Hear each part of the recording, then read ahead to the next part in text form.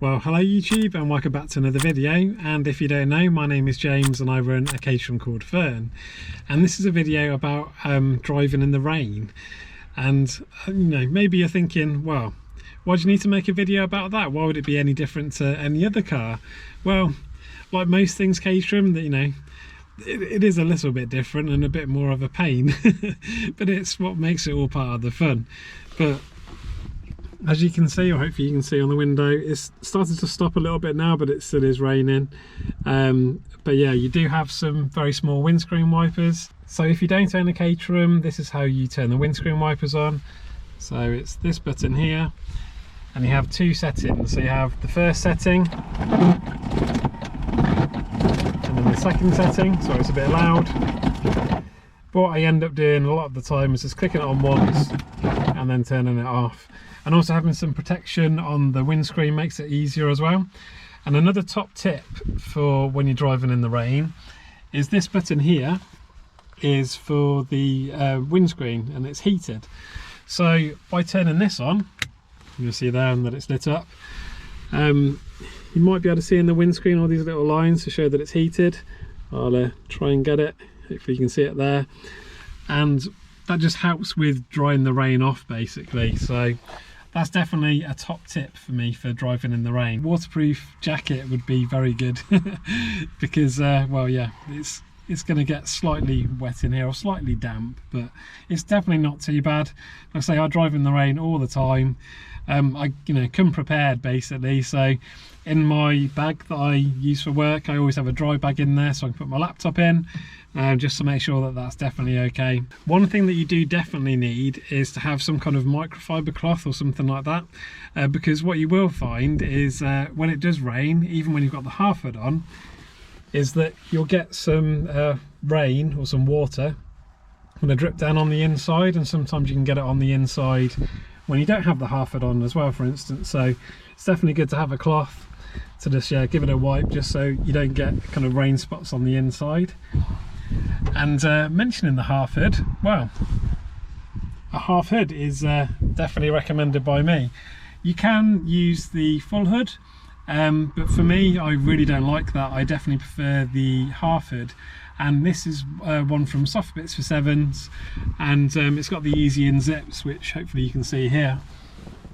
It's not the best lighting in the world, and obviously it's a bit dark because it's raining, but having the easy in zips, all you do is unpop her here, pull the zip all the way back, and then you can fold it back on yourself. But I'll show you that in the garage when it's not raining, because it's definitely raining now.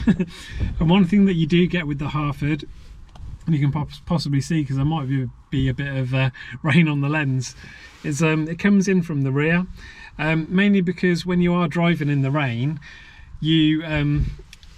there's just a lot of spray that kind of comes up, and something to do with the kind of air circulation or something like that. It kind of brings it inside a little bit. But I know Soft Bits do sell a kind of draft excluder, and I think that slightly helps with the rain. And I think it's slightly worse in an SV than an S3. So the SV is the wider chassis, if you don't know, and the S3 is the kind of standard size. Partly probably because it's slightly wider, and there's also a kind of bigger gap between the half doors and the roll cage as well, so that probably doesn't help either. But yeah, driving in the rain, you definitely need to keep your wits about you. And well, driving a Caterham generally, you need to have your wits about you, but you know, there's no driver aid, so you've got no ABS, no traction control, so when you put your foot on the loud pedal, that's what you get. So you definitely need to be very careful in the rain, and especially if you're just on a track day and your tyres still have the kind of like marbly bits on them, yeah, definitely keep your wits about you, because yeah, it can be quite slippy. One thing that is scary in a Caterham is aquaplaning. Having good tyres definitely helps with this, but it's because that they are so light. Caterhams can easily bite you in the bum, especially in the wet, due to no driver aids.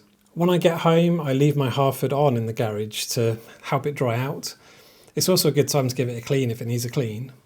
I also take my mats out because I get water in the footwell. It's not loads, it looks a lot worse than what it is. I have also drilled some holes in the floor to help the water drain, but I could probably do with seeing if I can try and seal the footwells a bit better. I think most Caterhams do this to some degree. I just dry the floor and the back of the mats with a microfiber cloth. My top tips: definitely have a half hood, have a waterproof jacket. That definitely helps because you're going to get a little bit of wet in here. 100% have a cloth in here. That's really helpful for wiping the windscreen and anything else if you need to wipe the doors. But yeah, really helpful. And yeah, my top tip of using the heated windscreen. Hopefully you found this video interesting, and I'll see you in the next one. Well, hopefully you've enjoyed this video, and please like and subscribe if you haven't already. It makes a big difference to a small channel like mine. And don't forget, every stone chip tells a story, and I'll see you in the next one. As you fade away.